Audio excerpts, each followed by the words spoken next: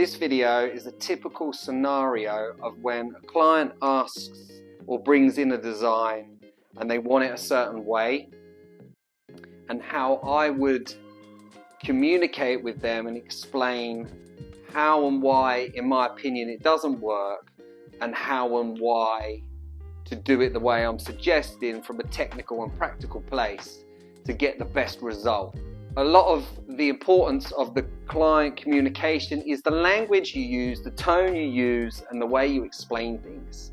You know, a lot of the time it's going to be their idea, something they've got their heart really set on. So it's really important that you're not too abrasive, that you're not too dismissive, and that you connect with them, that you build rapport, and you understand, you know, you really want this, but what I really want you to have is something that's going to last and look great. I don't want something you're going to be disappointed with. And it's just, I just want to make the point that it's really, really important, the language and the words you use, and because you want to get the client on board. You want them to feel that you care and that you're giving them the best advice, not just trying to twist their arm to get what you want. It really has to be a win-win situation. You explain scenarios for, scenarios against, and ultimately you make the call, right? Sometimes it may be a case of saying to the client, unfortunately, if I do it like that, I feel like you're going to be disappointed. It's going to be a bad tattoo, and I have to protect, you know, my reputation. I'm not trying to be a dick here, but I don't feel confident about doing that. Perhaps in this scenario, you'd be better off getting someone else to do it. Is how I would ultimately finish the conversation if I felt that the client wasn't understanding or wasn't willing to understand and work with the suggestions I had. So here it is. I'll talk through the design whilst I'm doing it on Procreate, so you can see what I'm talking about. Hope you like it, hope it helps.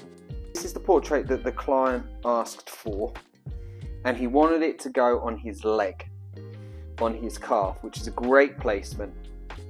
So what I did was I got him to send me a picture of his leg, which is here. Obviously here is his ankle, here is his knee, and he was hoping for the picture to be 10 inches. He's asked for the picture to be.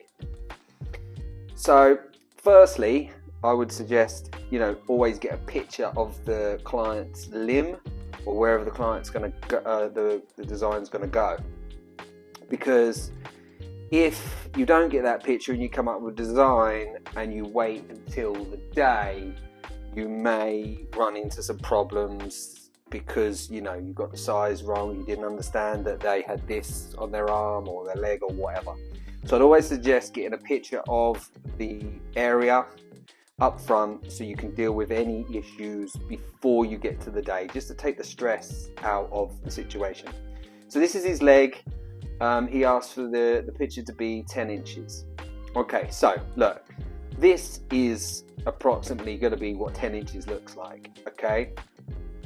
Now if I multiply this so you can see how much, even if I make it a little bit smaller, how much it comes over the sides here. He probably wanted the hand in because it's one of the cool elements, but you can see it's going to wrap. If he wants these hands and arms in and he wants it 10 inches, that's going to wrap.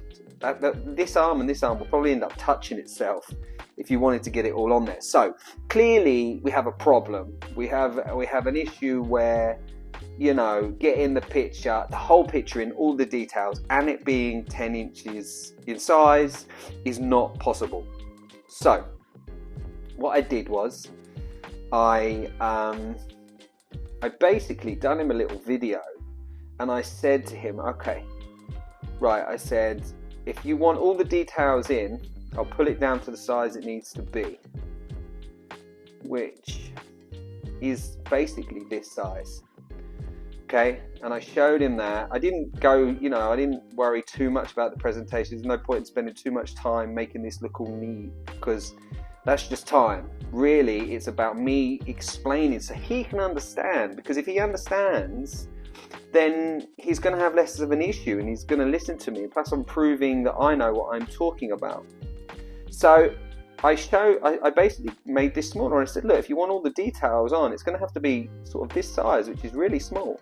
And I said to him, plus, these details are going to be so small.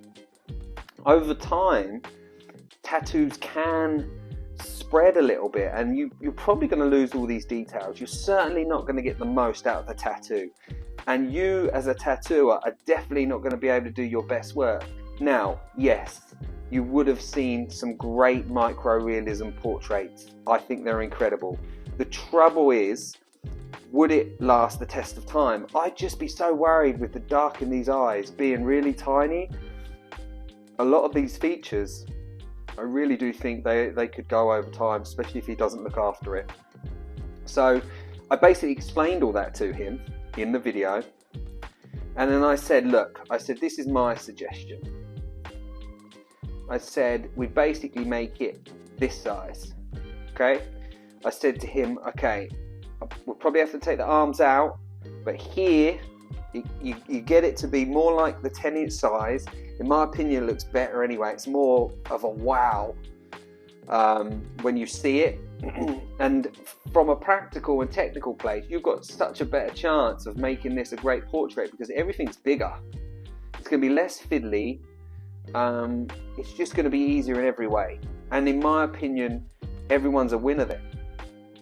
And that's how I've kind of explained it to him. I sent him the video explaining just in the same way I've explained to you, and said, so, you know, these are our scenarios really. Do you want it to be like this? I haven't said at this point I won't do it like this, because again, it's the language. If I say I won't do it like this, that might get his back up. I don't feel like I need to say I won't. I think just by explaining it the way I've explained it, he's likely to understand and be like, okay. And with any luck, most of the time, he'll come back and he'll go, yeah, no, I love that, that's great. If he comes back and he says, no, I really want it like that, then I'll have to say, look, I get it, 100% get you want what you want, but in this scenario, I just don't feel comfortable and confident doing the details that small. And then you make a call as a tattooer, you know, do you want to do it or do you not? And I think at this point, given the way you've explained things, it's an easy opportunity to say, look, you know, I don't feel confident. Perhaps you're better off with someone else doing that. I'm not trying to be an arse here. I just don't want to put something on you for life that you're not going to be happy with. I wouldn't be able to sleep. And I'm sure you don't want that. I'm sure you want someone who's confident. I would personally walk away from the scenario, then do it and risk my reputation. Because the trouble is, when sometimes you say yes to the client, you can just, you know, if you get it wrong, there could be so much trouble over that. I would just rather say, no, I'm sorry. Or hopefully he'll say, no, do you know what, I love that. Or he might say, okay, well, maybe we change the picture, which again, I'm open to. But I just feel that explaining things in that way, explaining it to them adult to adult, no patronizing language, they get to understand and it makes for a better outcome. So there you go. Hope it helps.